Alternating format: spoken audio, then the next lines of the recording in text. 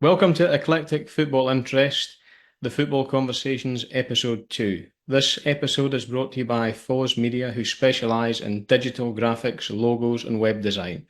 For more information, visit fozmedia.co.uk. In Episode 1, we brought you Neil Redfern, who gave us a fantastic insight into frontline football coaching and management. And in tonight's episode, we go down a different route and we bring you esteemed football writer and author, Gary Thacker. Mr. Gary Thacker, how are you? And thank you for joining tonight. I'm good, thanks, buddy. And I'm great. Really happy to be on board on the second episode of your podcast. So, yeah, fantastic. I've got myself a glass of beer. I'm going to talk about football. So, we're all right. We're all good to go, buddy.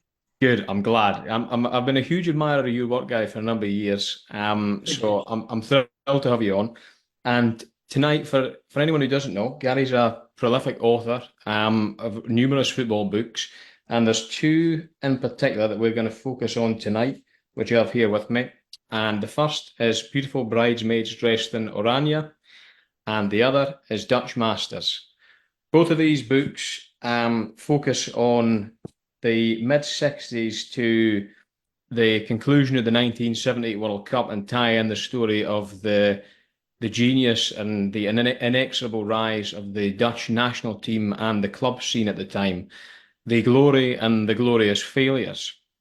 If we just jump straight into the time machine, Gary, you are the right man to drive it, so I'm handing you the keys and take us to the 1960s or as far back as you want to go and let us know what was the football landscape like in the Netherlands at the time. Was the ground fertile for this explosion that was just on the horizon?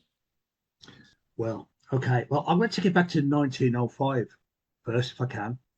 And Ajax were managed by an Irish guy called John Kerwin. Kerwin, I think his name was John Kerwin. And they got promoted to the top Dutch division.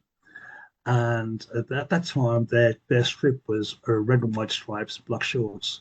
When they got promoted, Sparta Rotterdam wore the same colours, and they couldn't have. This is way before second and third kits with you sort of, as we have these days, and fourth kits in the third round of the FA Cup, second leg away, and all this sort of garbage. But so that they said they couldn't get promoted unless they changed the kits. So basically, Ajax didn't want to lose their stripes. So basically, what they did was they combined all their stripes together to one broad stripe. And that's where the famous Ajax kit comes from in 1905, because they had to change their kit. So that was the first thing. But I mean, yeah. So the sort of development of Dutch football comes from so many European situations the same, where there were English or British coaches that had been sort of cast aside from the English establishment because they didn't like the kick the ball up in the air and chase it, and the biggest, fastest guy get the ball, all this sort of garbage. And there was a number of coaches that sort of left England to coach in Europe because they sort of thought this was not the way to play football. One of the guys was a guy called Jimmy Hogan, and he coached in the early years of the 20th century, 20s and 30s in the Netherlands. He coached a team called Dordrecht, and he actually had to coach the Dutch national team for one game, which is against Germany, was lost 1-0. But this is the guy who went on to coach in Austria with Weitzel for the Dutch, the Austrian Wunder team, and the Austrian whirl, they used to call it, which is like all sort of preempt of the total football, and then worked into Sebesh to work in Hungary on the Magical Magyars team. But the guy who made the massive difference for Ajax was a guy called Jack Reynolds, who was a very similar situation to Hogan, who left England to coach in Europe. And he coached Ajax for a number of years, between the 30s right up to the sort of 50s, and was the guy who basically created the Ajax way of playing, in a broad sense, in as much as he was the guy who said that all the teams in the Ajax club, from the junior level, youth level, up to the first team, should all play the same system. And this is the system that Cruyff later took to Barcelona, and is still in operation to this day, where all the youth teams play the same. So a player coming through the youth team understands how to play in the second team, the sort of provisional team, and then into the first team. So it's the Dutch way of playing, the sort of Ajax way of playing has a lot of British background. But so in the 60s, you took the 60s. I mean, a guy called Vic Buckingham, who coached Ajax in the late 50s, early 60s, came back. He had two spells there, and he said about Dutch football there that was explosive. They played a different way, but it was a very amateur way. And I think I always get this mixed up, and so forgive me, Callum, if I get this backwards, but either Cruyff or Piet Keizer was the first professional player to play for Ajax, and the other one followed shortly afterwards. But when I say professional, they were sort of they got paid not very much. Piet Keizer, for example, used to run tobacconists as well to eke out his money, and Cruyff worked for a sports magazine, not writing, but actually standing on street corners selling the magazine to eke out his wage as well.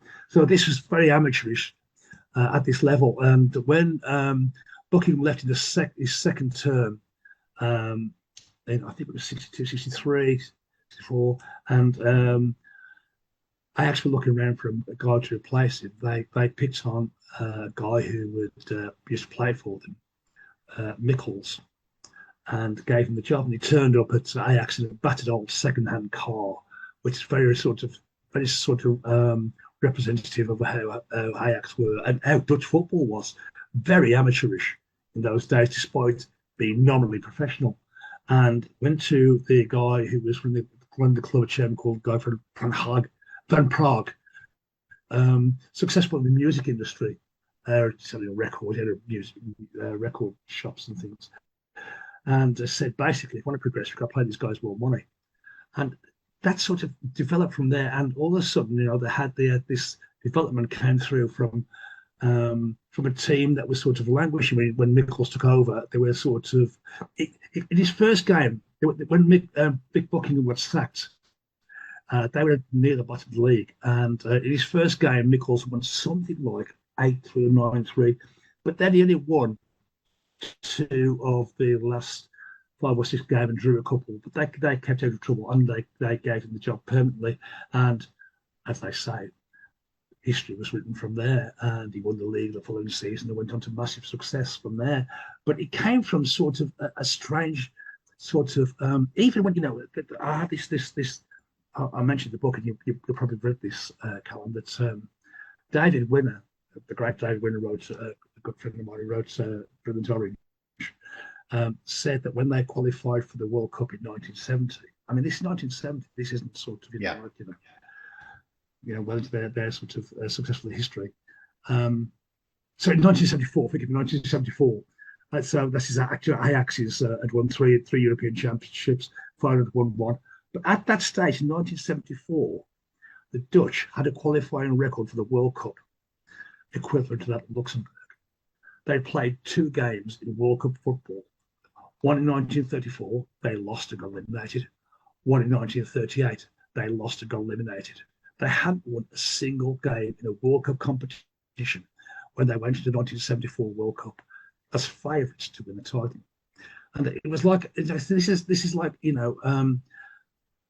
imagine a situation now where we're looking at a team from, let's say, forgive me, Austrian fans, anybody listening, but a team from Austria, sort of, a sort of backwater of European football, becomes successful, wins, and the Dutch had the Ajax lost the 1969 European Cup final to AC Milan.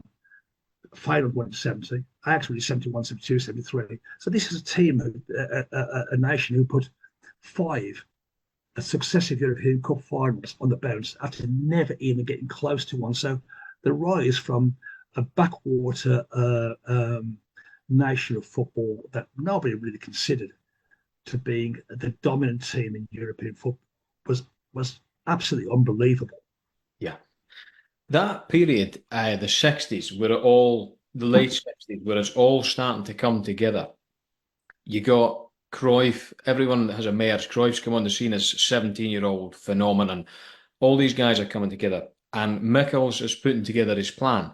In amongst all this, you have a kind of taciturn, awkward Austrian guy who's turned up at ADO Den Haag, has worked his way through there, beat Ajax in the KNVB final, and then he flirts with the champions with a little note, Feyenoord future, ErnstHappel, and he comes in there.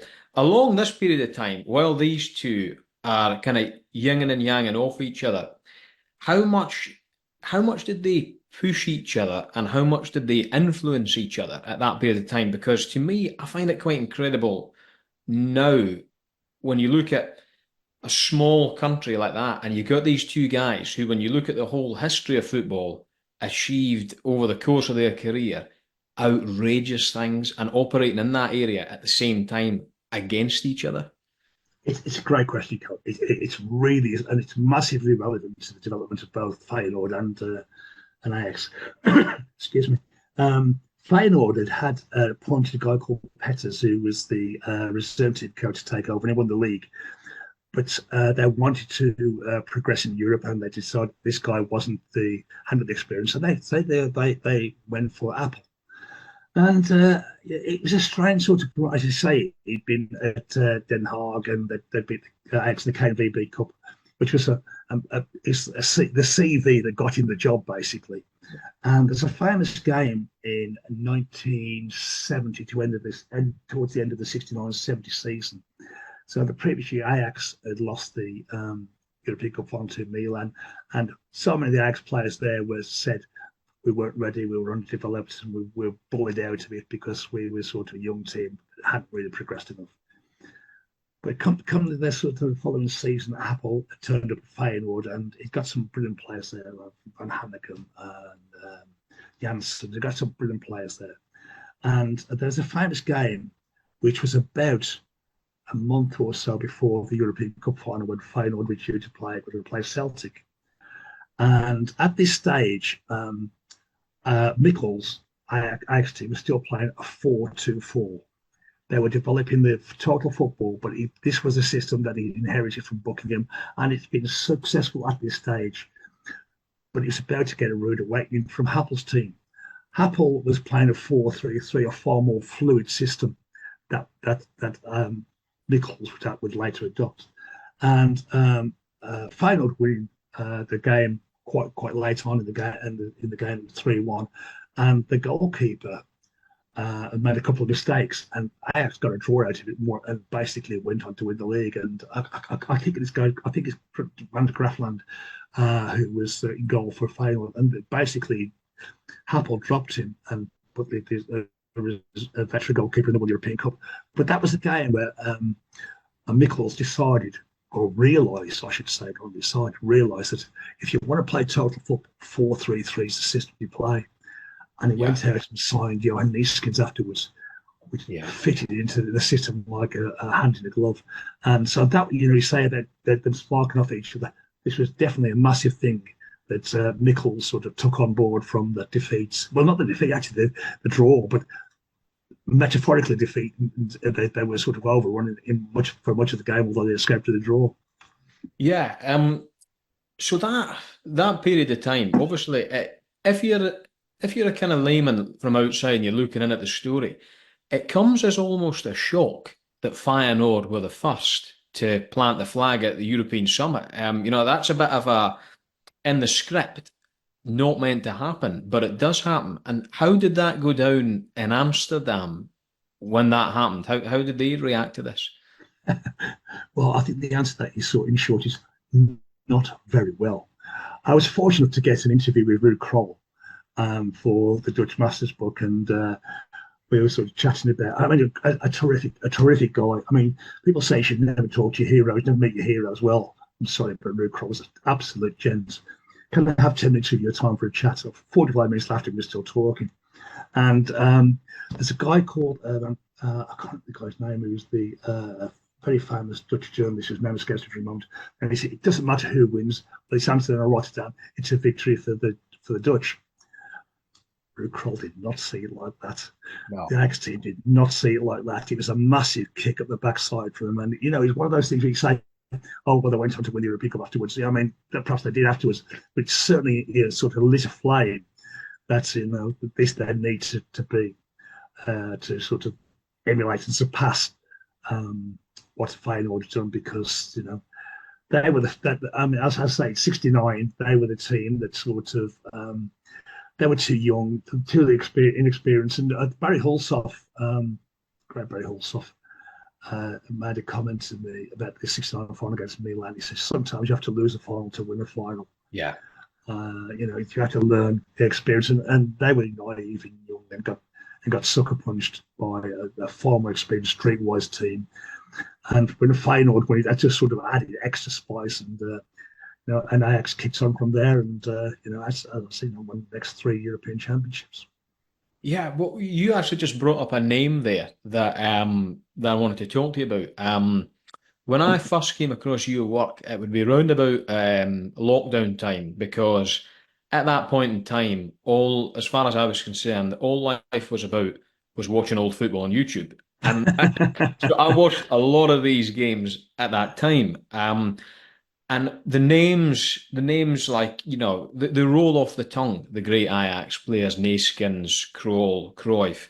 But one guy who featured prominently in your work, and who you mentioned a lot, was Hulshoff, who I had never heard of before. And I think a lot of people, if they were just looking at this in a kind of past interest, this name wouldn't have come up.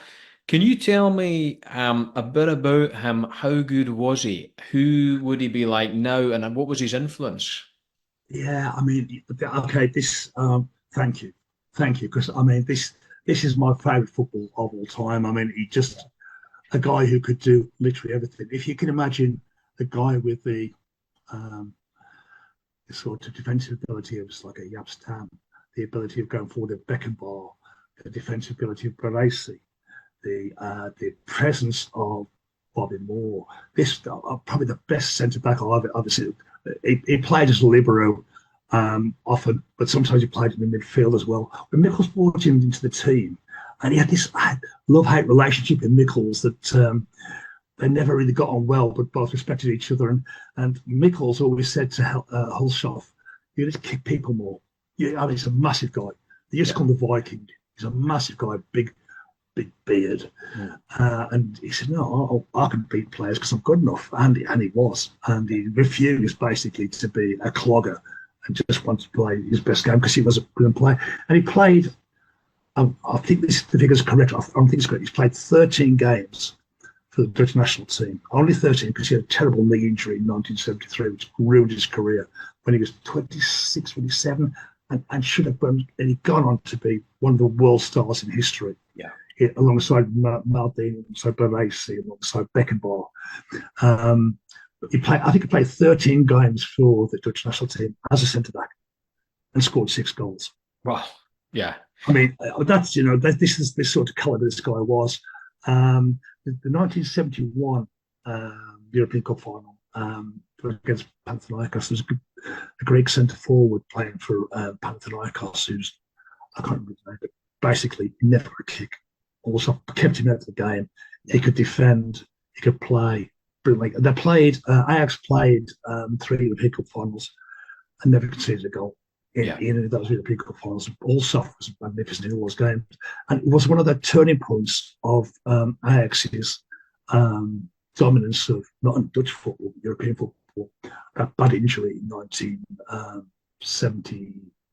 Early sort of summer 1974 ahead of the World Cup. Chris had missed the World Cup because of it. And you have to ask the question, if that Colossus would have been played in the World Cup 1974, would the results have been different? It certainly would have been some difference. Would it make a massive difference? I mean, I just think this guy was at the peak of his powers, a wonderful player. Whenever you want a centre back, libero, defender, coming out of it, he could play, he could pass. In fact, the goal in the 1971 in the cup final, he put the ball out of defence and pinged a 60-yard pass to Pete Kaiser's feet on the left. The two pass defender crossed the ball, and Van Dijk headed the goal in from there. So, I mean, this was a wonderful player. Hulshoff, as I say, anybody, get on YouTube, type in Barry Hulshoff, and you'll see. And this guy was a guy who was like a giant walking around the football pitch, writing the runs of the world. Wonderful player. And you actually just mentioned something there as well about his Michels. He's wanting to be a bit more aggressive, and there's a bit of a friction there. What was Michels like as a manager with his players? Was it a blanket? Was it blanket rules for everyone? Was it did some get the carrot and some got the stick, or what was it like? He was very much a disciplinarian. He just come the ball. He came from Amsterdam. He had this sort of clipped sort of accent when he spoke, very sort of short and sharp, staccato conversation, and he didn't sort of suffer dissension amongst the players, which is why he kicked off massively against one of those kicked off massively against Hulshoff. But yeah, I mean, some players responded to him magnificently. There's this classic sort of difference between a younger player and an older player. But Jerry Muir came through the Ajax sort of youth system under Michels. Said, after Michels left and Kovacs took over, it was different. And Kovacs hadn't got the organisation, he hadn't got the discipline, he hadn't got that sort of system control. And Johnny Rep, I don't think I fantastically had an opportunity to have an interview with, a brief interview with, said the difference was that he sort of was a young player of the youth system under Michels, but came through with Kovacs. And Kovacs is allowed him to play. And it was difference between Michels, who was sort of disciplinarian, strict. There's a classic metaphor here. In 1971, when they played the European Cup final against Panathinaikos, the players all had short hair. Very few had facial hair. 1973, at the end of the dominance, they all looked like hippies. They all had long hair. They had beards. They had sideburns. Rue Kroll played in love beads. This was the difference between under Michels, it was a team that was sort of disciplined. Under Kovacs, they were like a bobsleigh going down a hill with no brakes. Yeah. They were free and they were wonderful to watch. It was going to end in tears, but for 2 years they were just the magic. They were just magical. I think you just hit the nail on the head there. Because actually maybe last week or so, ITV released a clip which I shared on Twitter or X, and it was Cruyff giving his views on the 1973 FA Cup final, and he sat there with it's like the leather jacket and the hair, and if you didn't know anything about football, you're thinking this is the lead guitarist in the Doors or something like that. You know what I mean? This is a cool guy, and he just oozes coolness. I don't know how better to put that, but he is just quite possibly the coolest guy to have played the game. You're absolutely right, Callum. I mean, as I say, by the time you get to 1973, these guys are sort of the Dutch counterculture of the time. That they were iconoclasts. They were the anti-system. They were the people. There's a guy, I think it's in the Oranje book, The Beautiful Bridesmaids. I got a quote from Jack Kerouac, who was one of the sort of leaders of the counterculture in the 60s and 70s. And he said, I can't remember the quote, so forgive me, but it's something like, my heart goes out to the people who don't like the ordinary, don't like to be mundane. They want to burst in the sky like fireworks. And this was the Dutch in 72, 73, and then into the international team in 74 and perhaps into 78 as well. But they were just free spirits, and that the handbrake was off. And go out, guys, show the world what football's all about. And I mean, I always say about the Ajax team of the early 70s. I mean, I'm a massive passionate advocate for them, but they were probably the most influential European Cup champions of all time, because they changed the face of football. They did. That runs through from then to now. And even at points in time, that's vanished, but it's came back. And when we actually get onto it later on, when I was going through everything recently, it actually struck me that when you watch the 1974 World Cup, the football they play is so futuristic and modern that it actually makes the football played at the 1978 World Cup look old-fashioned at times, I think, and not in a lot of the games.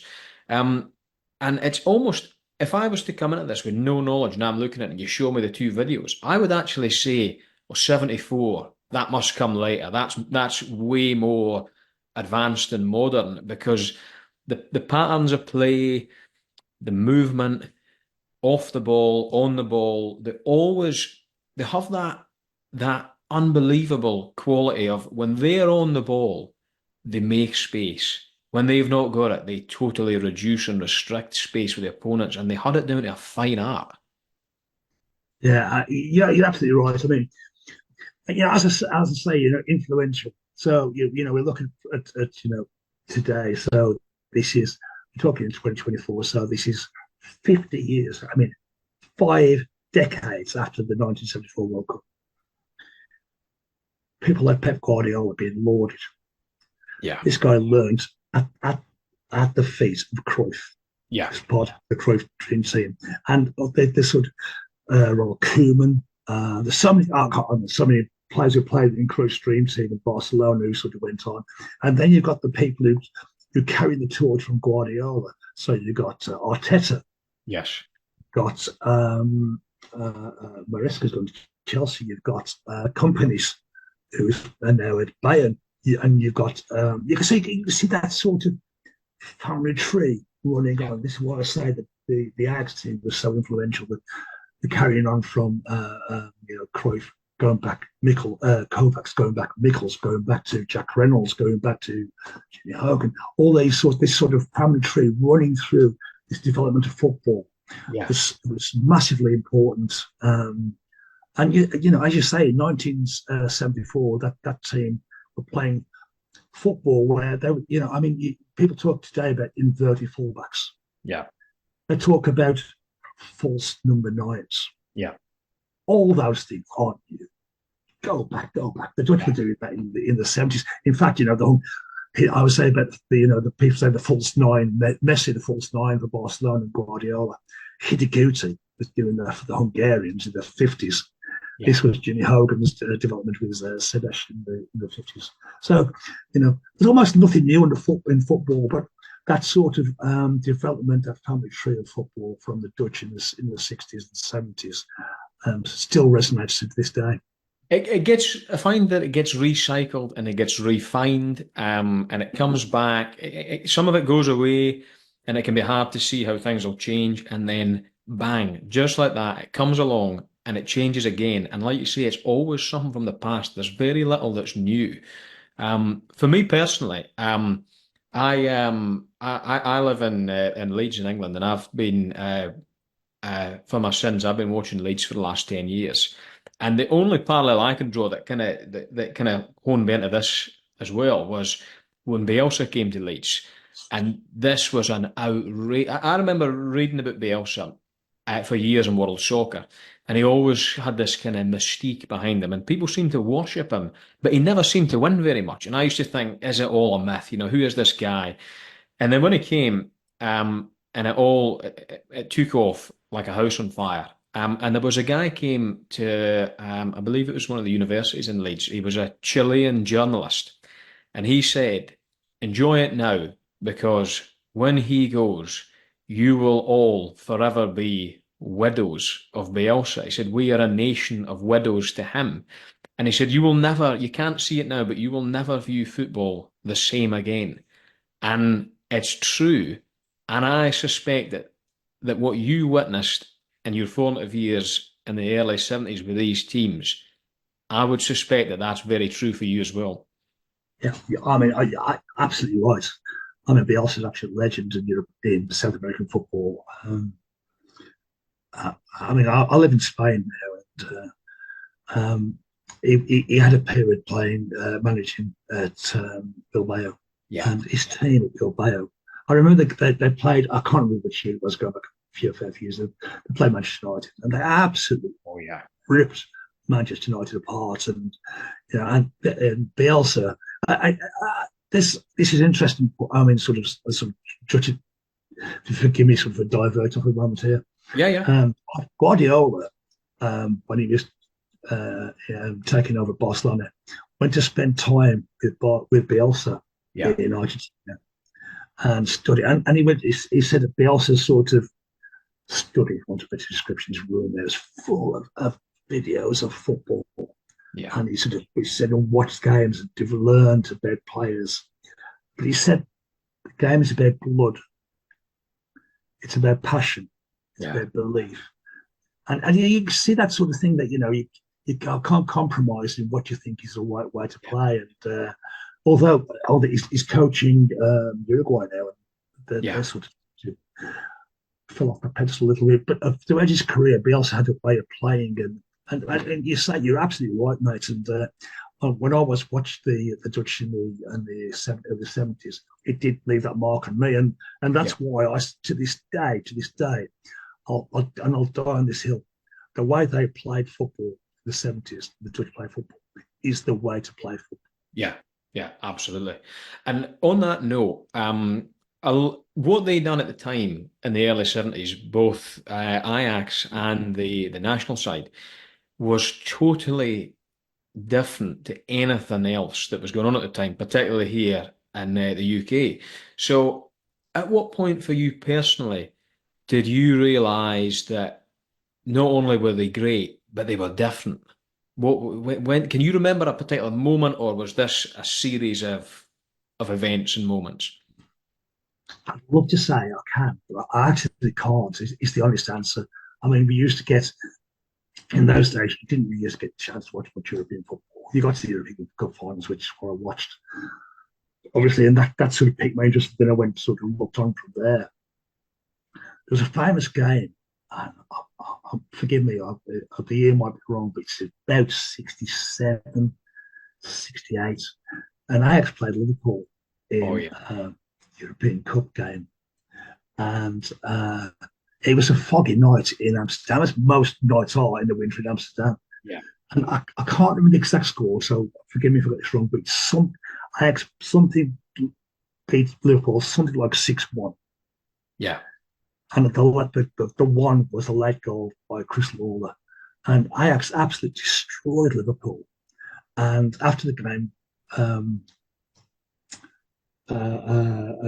Shankly said that it'll be a different game in Liverpool because the weather will be better, the pitch will be better, and it wasn't a different game. No. They drew 2-2. And that was Ajax's calling card that sort of said, here we are, Yeah. You better wake up because this is going to change the world. And they did.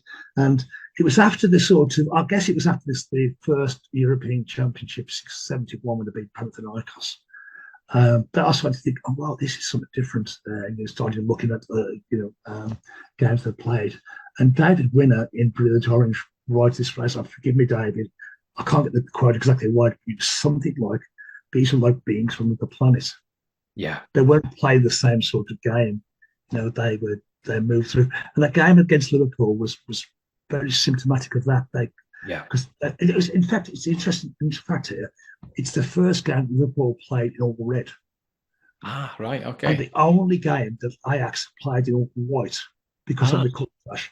And it was foggy night, and because they were wearing white, Ajax were appearing out of this fog, almost like will-o'-the-wisps, like some kind of ephemeral characters that didn't really exist in the real world. And it was a wonderful performance. And as I say, it was their coming out dance, as it were. Well, that instance there of Bill Shankly it embodies a lot of attitudes in Britain at that time to teams abroad who were playing a different game. And it reminded me of the famous game of England and Hungary, early 1950s. That was the kind of wake-up call because they'd gone on England. I remember when I read about Scotland and England. rejected FIFA, and Yeah. the gold standard in their eyes was the home championship, and then Scotland got annihilated by Uruguay in the World Cup in Switzerland, and England possibly before that, maybe just after that, round about that time, anyway, they got annihilated by Hungary in 2 games. And it often makes me wonder, why did it take so long for everyone to keep writing these teams off? Because there's a gap between Hungary and Ajax coming along to do it to Liverpool, and everyone still seemed as ignorant 15 years later, and just find it strange. Yeah. I mean, I think I'll sum it in one word: arrogance. Yeah. That's, the sort of British, or the FA, and when I say the FA, I mean the home Oh, country's yeah. FAs had basically had this sort of fixed idea that this was the home of football, and you can potter around South America, and it's very nice. You might take the club over to you to go and put 6 or 7 goals past you, and which didn't happen, by the way. No. A lot of teams that went to South America got a good hiding Yeah. there, and certain Europe as well. And it was that arrogance that, this was the British way. And even just a sort of give an example of that, after they lost to Hungary at Wembley, 5-3, 6-3, they said, "Oh, we'll put this right. We're going to challenge to a game in Budapest." They did. Yeah. They conceded 7. Yeah. Yeah. It's sort of that sort of, and to this day, there's still that belief, when that entitlement that England fans particularly have. No, perhaps that's not true of Scottish or Welsh or Irish fans, but certainly with England fans, it's Yeah. entitlement they expect to win, rather Yeah. than sort of looking at realistic chances of being successful. But that sort of arrogance certainly held England back. And this is why, as I say earlier, what you mentioned about the coach like Jack Reynolds, Jimmy Hogan, and several others Yeah. went away to Europe and were massively successful in Europe. Yeah. And basically, because the FA didn't want to know this is going against this. No, we wear the old school tie and all this cobblers. Yeah. This will cost England so much. Well, while we talk about England, actually, it's strange because with the recent departure of Gareth Southgate, and just prior to Lee Carsley coming in, someone actually floated the idea on some phone-in that I was listening to. I can't remember where it was, but someone had floated the idea, and they said, what we should do is we should have a manager like a Carsley who qualifies us for the tournament, and then we should get a class manager in to take over the tournament. Now I haven't seen it, but we know about that, don't we? That's happened twice. How did that come about? Interesting. I mean, 78 World Cup. So I'll go back to 76. So after 74 World Cup, the Dutch sort of, there's a guy called Ork. Yeah. Great friend. I say great friend. I mean, I'm no Ork. Well, he's right. And if anyone wants to read a Cruyff biography, forget the autobiography, read Orcock's biography of Cruyff. Okay. Fantastic book. And so basically, after 74, the Dutch still had this belief, and Orcock wrote a book called 1974, We Were the Best. And 1976, the European Championship that was held in Yugoslavia.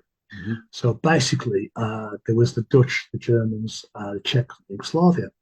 And the Dutch should have won that. In fact, it was almost on the nod. Yeah. And with all the arrogance, there's probably, when I wrote the Bridesmaids book, I was interviewed with a guy called Jan Herman de Bruyne, who's a sort of doyen of Dutch journalism. And he said to me, there's nothing more arrogant than a Dutchman. Yeah. Unless it's a Dutchman who's successful. Yeah. So they went into the 1976 European Championship expecting to win. Cruyff had an injury, it's a current injury, and they lost out to in the semi-final to the Czechs, which they should have won. And the Dutch were managed by a guy called George Nobel. Mm-hmm. A little bit of sort of link back to Ajax. When Kovacs left in 1970 after 73 to go to manage the French national team, Ajax basically they appointed this guy, George Nobel, who had a middling, successful career as a coach. But the Ajax board basically thought, it doesn't matter who we put in, you put the milkman in, Yeah. and this team is that good, they'll still win. Anyway, basically, the teams fell apart because the number wasn't really that good. He got the sack after one season managing Ajax. I got appointed to manage the Dutch national team. How this works, this is typical Dutch football. Anyway, so they got to the European Championship and things were falling apart. Van Hannigan fell out with Nobel. He wanted to resign. The KNVB wouldn't let him resign. It's a terrible situation. Anyway, the Dutch basically fell apart. After that, they appointed a guy called JohanCruyff, who was actually never managed a club team in his life. He was a captain in the Dutch Air Force and managed the Dutch military team. Now, this sounds a little bit weird, but basically because conscription was still relevant in the Netherlands at the time. And a lot of players, 4 or 5 players who become successful and played in the Dutch military team under JohanCruyff. And he'd been successful at the KNVB, had a reputation.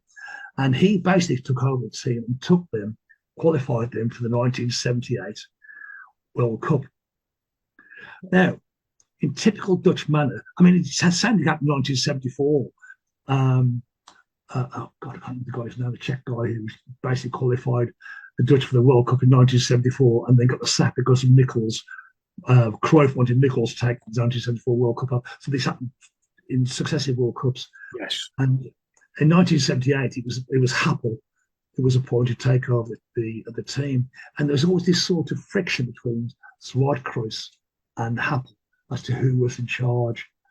They called one of the guys the supervisor and one of the guys the coach or something like that. They gave both titles, didn't really mean anything. And there was this friction that sort of bubbled through. But as I say, the same thing happened in 74 when, oh God, forgive me, I can't remember the guy's name, the Czech-born guy who was Dutch nationalist, nationalised born in Czechoslovakia. Anyway, so he qualified then, but they scraped through in 74. I'm wondering about it here, forgive me. No, it's fine. They played the last game, the qualifying game. They played Belgium. They only needed a draw to qualify, and Belgium needed to win. And it was 0-0 all the way through. Judge missed a couple of chances, but it was 0-0 through. We're just fine. And the last minute of the game, the Belgians are free kick out on the left. The ball was crossed in, and I can't remember the guy's name. Basically, one of the Belgian guys put him in at the far post, and he was given offside. He's not offside, is he? No, there are 3 players playing him offside. Yeah. And if this on the sort of sliding door moment of football, if that goal hadn't been disallowed, who knows what would have happened to the Dutch football national team? But basically, the goal was disallowed, and as you quite rightly say, Callum, anybody looking at that now on YouTube will say, "What?" Yeah. It's not even close. It's not even close. No. But anyway, so they qualified. But that was typical Dutch situation. Yeah. Qualify a guy, get rid of him, put somebody else. Faradonk was his name. Yeah. And the same thing up in 78. JohanCruyff took the team there, but they'd already appointed Happel to take over the World Cup. So that put JohanCruyff and that was a joint, obviously. So that's like typical football. Once you think things are fine, what you need to do is turn the table over. Let's create a little bit of chaos. There's a theme for that from them that goes all the way through to the modern era, isn't there? It's happened at numerous tournaments where, like, disagreements falling out and all this kind of thing. When on my first episode, I spoke to Neil Redfern, who managed Leeds and Rotherham, and he spoke to me about during his management career and his playing career. We talked about prep for a game and all this kind of thing. And he said, you can prep, and you formulate the plan. But he said a lot of things happen in football that are player-led. How much of what became known as total football from Ajax and the national team, how much was player-led? Because when you look at it, for me, from the outside, you see, again, if I'm an outsider looking in, you look at it and you'd immediately think the 3 European Cups, Michels won them all. But he won one, and Kovac won the other 2. But in absolute fairness, someone once said to me, I found it strange, that Michels, gets all, but he didn't win. He actually won less. But I suppose when you look at it, Michels took over Ajax, an amateur side, all that kind of thing, and leaves them the polished best side in the world for the next guy. Michels goes, Kovac comes in. How much is player led? What goes on? Is Cruyff the manager on the pitch? It's a great question. It's a great question. Cruyff actually said that, and this was with Michels. Michels coached the team before the game. I coached the team during the game. This is just typical Cruyff. And the total football myth, legend is a really weird thing. You go back, and as I mentioned earlier about the Austrian whirl, which is changing positions in the 30s. And then you had the magical Magyars who had that Hidiguchi playing as the false nine. In the sort of the 30s, 40s, you had the Machina team of River Plate, who they had 5 forwards who just basically rotated because they could all play different positions. So, who invented total football? God knows. I don't know. What is total football? When I did the book, the Dutch Masters book, I asked, it might actually, forgive me, it might have been the bridesmaid book. I asked 4 or 5, 6 or 7 people, what is total football? And they all gave me different answers. Yeah. I can only sort of define total football as like fog. Yeah. You can see it and you know what it is.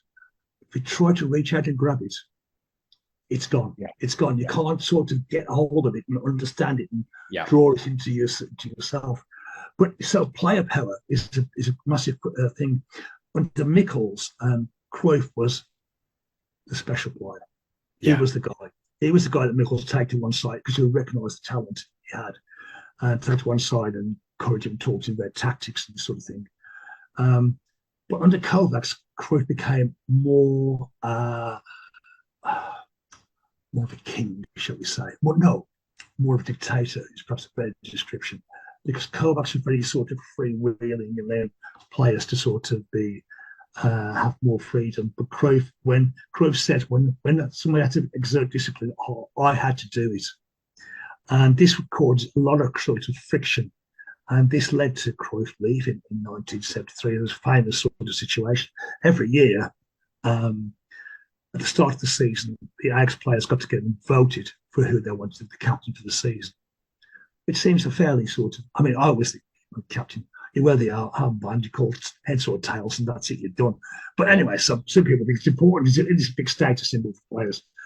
But in 1973, after the 73, Nobel had sort of come in and said, okay, well, we're going to sort of sort out this captaincy thing there. And Cruyff thought it would be on the nod that he would still return the armband. But no, there was a vote. And Harry Hahn said that a lot of the hierarchy at Ajax, the directors, were saying to the younger players, don't vote for Cruyff, vote for Kaiser, to try and sort of give Cruyff a little bit of kick up the backside, say, you're not the big guy that you think you are. Anyway, basically, Kaiser won. Cruyff got hacked off. Apparently, how true this is, but it was sort of it was already happening, but he said he went upstairs and rang his agent, which was his wife's father, and said, you've got to get me a transfer, and that's where he'd do it to Barcelona. Yeah. So, as I say, this is typical of Dutch football. Something's going so well, so let's turn the table over and see what happens. Yeah. So we go, if we go in a kind of order of, you get 3 European Cups on the draw. Cruyff goes, Michels has already gone, Neesken goes. We've already said that, there's almost, they almost don't qualify. None of this 1974 World Cup almost never happens. The way, the story that we want to talk about now almost is never, it never happens. Let's just go through the 1974 World Cup up to the final and just everything that happened before that. If you watch that football, that is some of the best football you'll ever see. And I'm talking about the way that Cruyff rounds the goalkeeper, the way they split teams open. When he goes round the keeper, was it Argentina or was it Uruguay? Argentina. He's like the agility. Do you know what he's like? He's like a professional ballet dancer with the kind of the movement. And then there's another part where in the second half when it's lashing down a rain in one of the games, and I can't remember, was it Ruud Krol said that this suited us. This was Dutch weather, and we played in this all the time. Yeah, you're right. I mean that is one. In fact, inside the cover of the Bridesmaids book is the moment where Cruyff goes round the Argentina. And you're absolutely right. It's balletic. It's balletic. Van Hanegem has flipped this ball through, and to bring it down to balance, superb. It's one of those sort of moments that sort of locked into your brain of great football. And I think they played Uruguay earlier and 1-2. They could have as many as they want to. In that game against Argentina, there's a moment where I think it's Muir on the right hand side into playing with Serbia. And he goes out for a corner, and the Argentinian goalkeeper berating his defence, saying you should pick these players. You can imagine what goalkeepers do sometimes. Peter Schmeichel against Man United. And I read the book. I don't know what he wanted him to do. You've only got 11 players. Yeah, it's not enough. It's not enough. Yeah. So I mean, they played in that group system, and the famous, probably the most famous moment of that World Cup is the only game that the Dutch didn't win in that championship. It was against Sweden, and the ball was played out on the left to Cruyff, and there's a Swedish right back. His name was Olsen.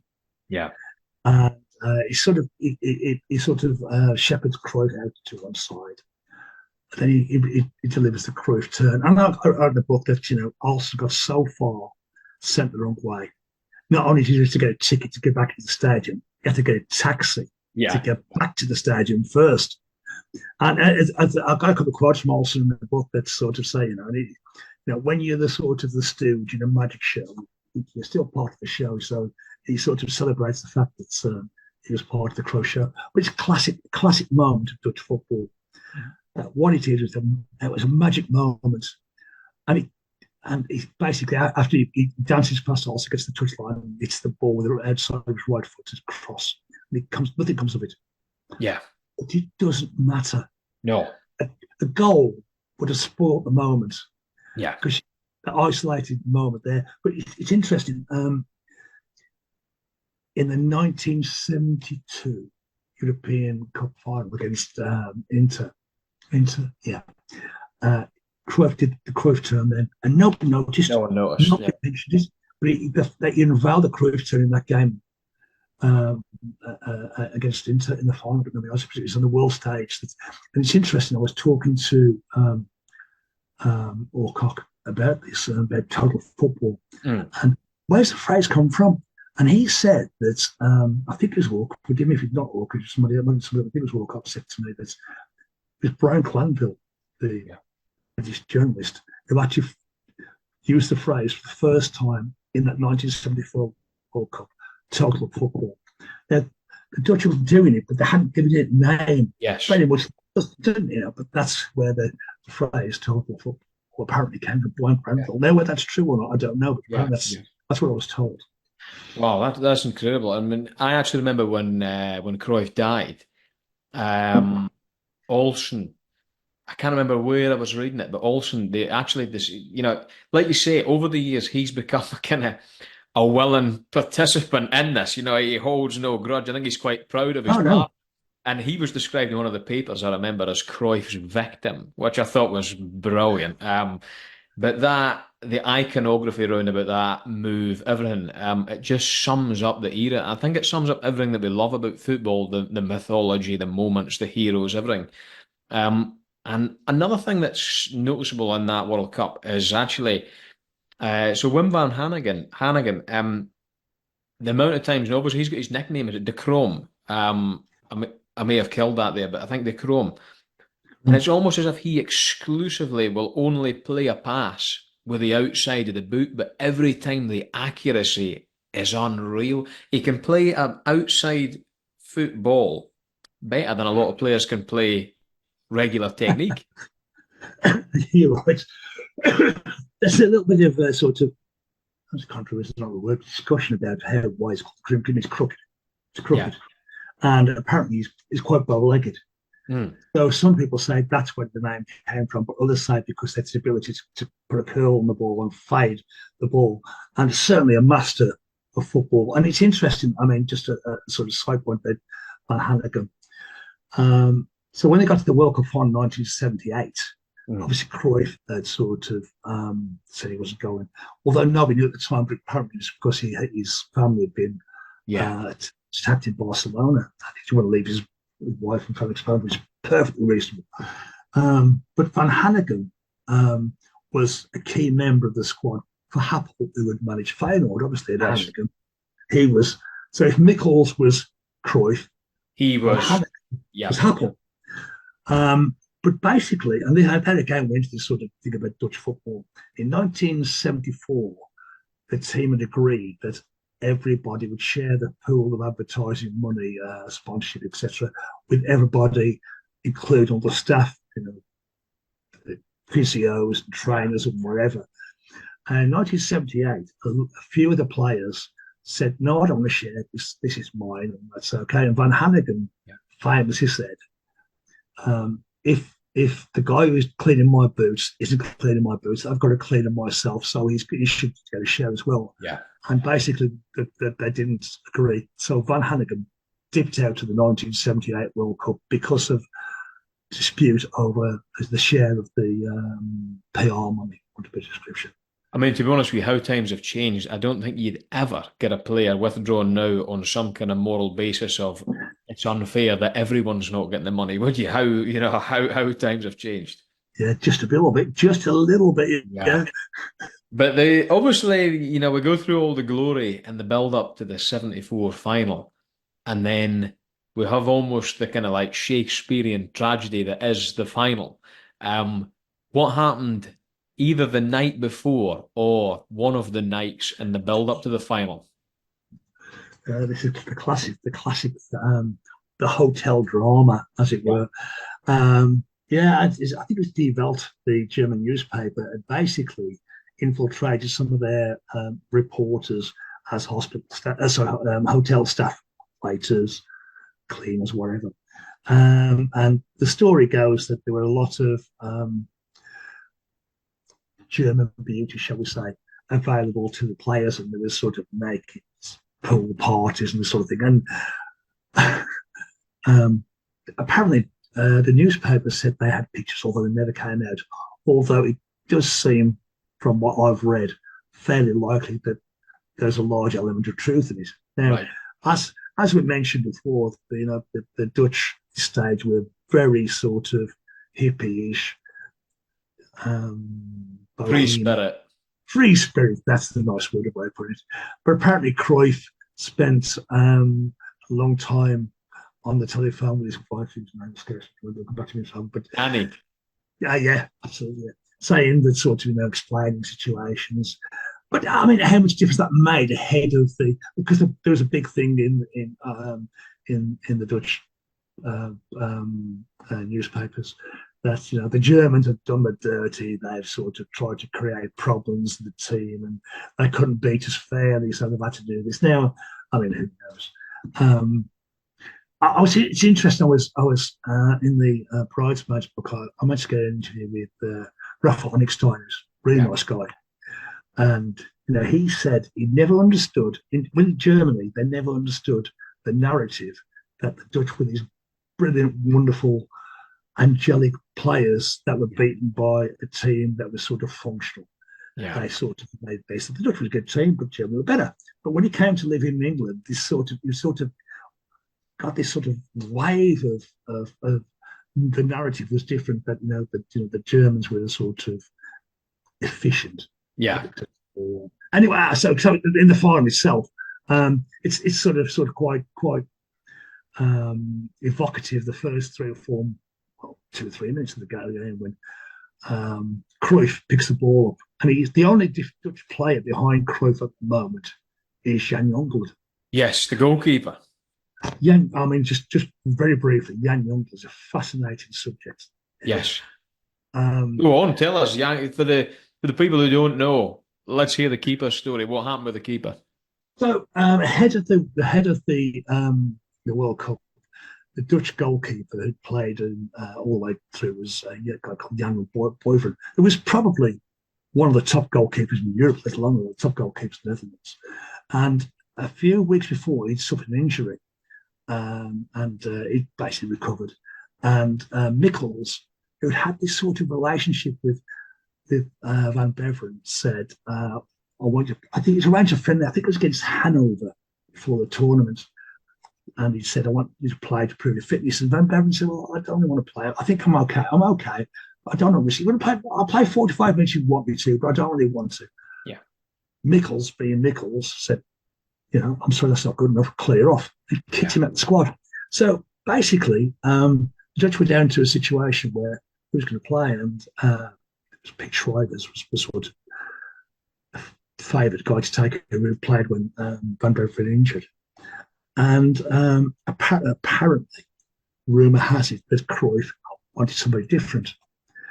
In 1961 or 62, a guy called Jan Youngblood, who played for FC Amsterdam, a very small team in Amsterdam, had played his only international cap in a 5-minute cameo at the end of a friendly in which he conceded a goal. Yeah. And basically, Cruyff decided that this apparently was quite a decision that this was the guy they should play. So basically, the Dutch went into the 1974 World Cup with a goalkeeper who had won international cap 12 years previously, encompassing 5 minutes in which he conceded a goal. And the logic was apparently that he was a better footballer with the ball at his feet rather than. Now, I mean, this is the days before the back pass rule was ruled out. Yes. Now, I've watched that entire tournament, and the ball only comes to Youngblood's feet once. Yeah. And basically, he larpoons the ball up the park as far as he can. Now, so I don't know the logic of that, but Youngblood was certainly not the best goalkeeper in the Dutch league at the time. But anyway, there we go. So back to the 1974 World Cup final. So forgive me that diversion. No, fine. Cruyff picks the ball up and drives the clock, dances through a couple of players, and it's brought down on the edge of the area by Uli Hoeneß. Yeah. People often say it's Bertie Vogts. It's not. It's Hoeneß that brings it down. And Jack Taylor, the referee, gives a penalty. Johan Neeskens steps up, smashes the ball straight down the middle. And there you go. The Dutch are 1-0 up. And all of a sudden, the Dutch decided that's the game over. They're going to strut about. They're going to look at themselves in the mirror, think how good they are. How shall we beat the Germans? What shall we do to them next? Yeah. That's sort of that Dutch arrogance counted 4 again. And you have to remember this is 74, so this is less than 30 years after the end of the Second World War, when there's a massive Dutch anti-German feeling, obviously, because of parents who'd suffered. Van Hanegem, he lost his family, didn't he? Interesting. The Van Hanegem story is that his family were lost in an RAF raid. Yeah. Rather than a German raid in Amsterdam, but obviously they suffered because of the war, and a lot of the parents of the players were in a similar situation. So they wanted to humiliate the Germans, and so for 25 minutes or so, basically they made the Germans look like stooges. They've just played them for mugs. Yeah, they've got to score the second goal, guys. You need to put the game to bed. Yeah. Anyway, so basically they didn't, and. There's a situation where I think Holstenboim went down under a challenge by Janssen and went down for penalty. Now there's a German word that's become popular in the Dutch language called Schwalbe. Yeah. Which if you translate it literally, it means swallow, as in the bird. Yeah. Basically, it means dive, as in a swallow dive. And if you look at the tape, and I've looked at 3 or 400 times. Janssen doesn't touch him, and he does No. go down. And basically, Brighton steps up, scores a penalty, and the game changes, and all of a sudden the Dutch have sort of lost control of what they thought were, they're They, they playing. look they look shocked. They look They were shocked. shocked. They were playing like these guys, like they were puppets. Yeah. And obviously they made this mistake, and they never really regained the sort of ascendancy afterwards. In the second half, sorry, there was a bit, later before half time, Muller scored for the Germans again. And in the second half, the Dutch have dominated possession, but instead of playing the way that they've been successful, they just started lumping the ball into the penalty area. Yeah. A guy called Schwarzenbeck, who played alongside Beckenbauer for both Bayern and Germany, he probably got a headache heading the ball so many times, and set my account. And basically, the Dutch lost their way, and they lost the World Cup final, which to this day still breaks my heart. Yes, yeah, I can imagine, and it's one of the rare times when history is written by the losers, so to speak, isn't it? Absolutely right, mate. Yeah, it's Spanish Civil War and the 1974 World Cup final. The only time that was written by the losers. Yeah, and you almost feel sorry for Germany. I mean, even to that, they had a lot of great players there. Votes Beckenbauer, Schwarzenbeck, as I mentioned, Ernst, Sepp so they were a more than decent team, Paul Brighton. And by this time, Bayern Munich are on their way to racking up 3 European Cups on the trot. Yeah, it's sort of symptomatic of the change, the balancing power in 1973 tournament when the Ajax won the 1973 European Cup. I want to get this right. I think they played. I can't remember the first round. Bulgarians, CSKA Sofia in the first round. But after that, they played the champions of Spain. Yeah. They played the champions of Germany.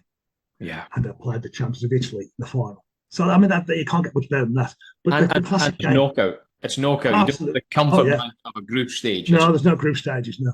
But the game against Bayern was, I mean, what's the game? And you see the Germans, and I say, talking about Rafa Honigstein, was telling me about this, that the Germans at this stage were starting to adapt to the Dutch player into playing interchangeable positions, like Beckenbauer midfield players playing centre back. Brighton left back was playing in midfield, so they had this sort of rotation situation that they developed from, but they were sort of feeling their way into it as the Dutch were sort of masters of the art. And I think that they'd won 4-0 or something like that. And it was a magnificent performance. And this was a team that 12 months later would take their crown. Yeah. And it seems such a strange sort of thing. But much as the Dutch success, the Ajax success was sort of like, yes, the failure, the sort of fall was so sort of pronounced afterwards. But as I said, that's just the way it goes in Dutch football. And the 78 finals, we've been through the kind of political situation that's going on between Happel and Zwartcruijff. It's the most ludicrous preparation you can ever imagine. It's kind of like when England couldn't decide which goalkeeper to go for. You remember when, and I think it was Alex Ferguson that said, when there's, what was it he said? When there's a doubt, there's no doubt. And it just seems like everything's just riddled with doubt here. Who's in charge, whose voice are we listening to, whose approach, and it's just a recipe for disaster. But they make the final. They full of great players still, obviously minus Cruyff, minus Van Hanegem. The final is a story in itself, isn't it? Yeah. Well, I mean, before the final was a story in itself, in as much as the Dutch were sort of there's a massive campaign to sort of to persuade the Dutch not to go. Yeah, anyway, they went, and so a lot of interviews with players that said, "Well, we didn't know much about it. We sort of kept quiet away from it," and that's okay. That's fair enough. But there's a famous thing that the Argentine press produced a letter from Ruud Krol, saying that the Argentina is wonderful. There's no problems at all, and the people love the army and the police. He hadn't wrote that letter. No, it was a total forgery. Yeah. And ahead of the final, the Dutch coach was going to take to the stadium, and he took a detour to this sort of backwater Buenos Aires, where for 20 minutes the coach stopped, and it was surrounded by fans, shall we say, Brintermock, with banging sticks on the windows and throwing bricks at the coach and all this sort of thing to intimidate. And when they got to the ground, when they came out for the preliminaries, Dutch turned up first, and where's Argentina? Yeah. You can imagine for 3 or 4 or 5 minutes, and this is in front of a massively partisan, a passionate crowd, sort of raining down the hatred on the Dutch on this for Argentina. And then when they turned up, they moaned about Van der Kerkhoff's. He had a cast on his hand. He'd injured his wrist against the first game against Iran. Then they won a penalty, and saying, "Oh, this is not allowed." Although FIFA had allowed all the way through the tournament, it was just basically pressure. And the game basically became quite physical in as much as Argentina tried to sort of dominate them, but the Dutch were fairly sort of robust and know how to defend themselves, and Argentina scored. And then in the last minute, this guy called Dirk Meninga, who couldn't be less Dutch if he tried. This is I can't think of an example in English. It's like Duncan Ferguson. Yes. He's a big centre forward, good in the air. And he equalised quite late on, and the goal goes into extra time, and Argentina scored twice more on that, and the Dutch lose. And so basically the Dutch became a team that 1934 won one game, got eliminated.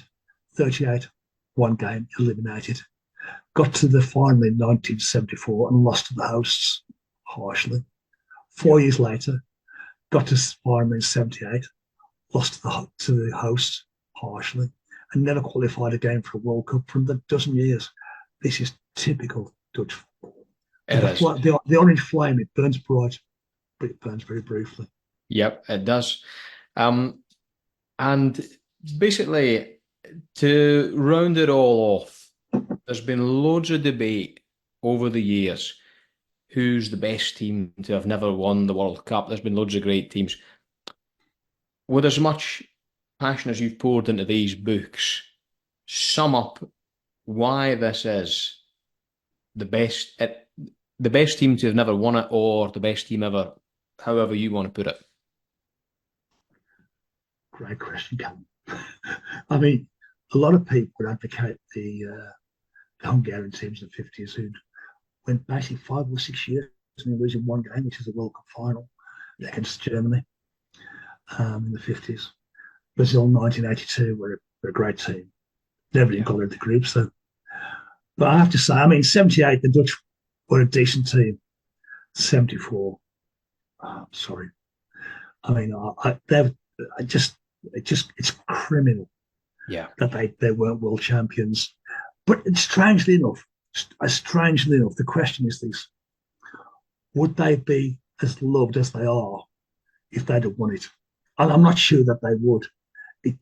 Sometimes I know, and this is where the title of the book came from. I was sort of under a podcast many years ago. We talked about teams that didn't actually win tournaments, and I said, the phrase came out of my head. You go to a wedding sometimes, and the bride isn't the prettiest girl there. Sometimes the bridesmaids are the prettiest girl there, and that's where the thing came from. And I don't think the fact that the Dutch didn't win the World Cup in 1974 detracts from the fact that they were probably the best team in the world.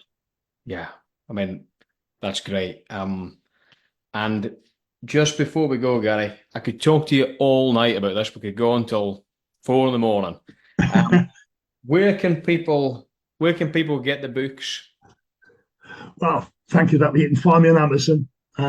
Just type in my name, Gary, Gary, Thacker, Thacker, and you can find all the books on there. There's 8 on there now. There's those 2 Dutch books there. There's a book about England, about Brazil 1970. A couple of novels are written as well. So anybody who's interested in football wants to buy a book, and for the summer holidays. Yeah, get in there. Yeah. But, I can't recommend them highly enough to anyone who's interested in the period. I think for a long time, I think the cover of a book is important. The image on the cover is important. David Winner's Yeah, the cover on that draws you in, the cheese and whatever. And I think what you've done here with these two, the covers are exceptional and they draw you in. And I would advise anybody interested in the period to pick it up. And on your other books, Gary, let's do it again at some point. I'll have a read and we'll do this again. I'm really grateful for your time. This has been a real thrill for me. I've really enjoyed it, and I hope that you have as well. absolutely. Great chat.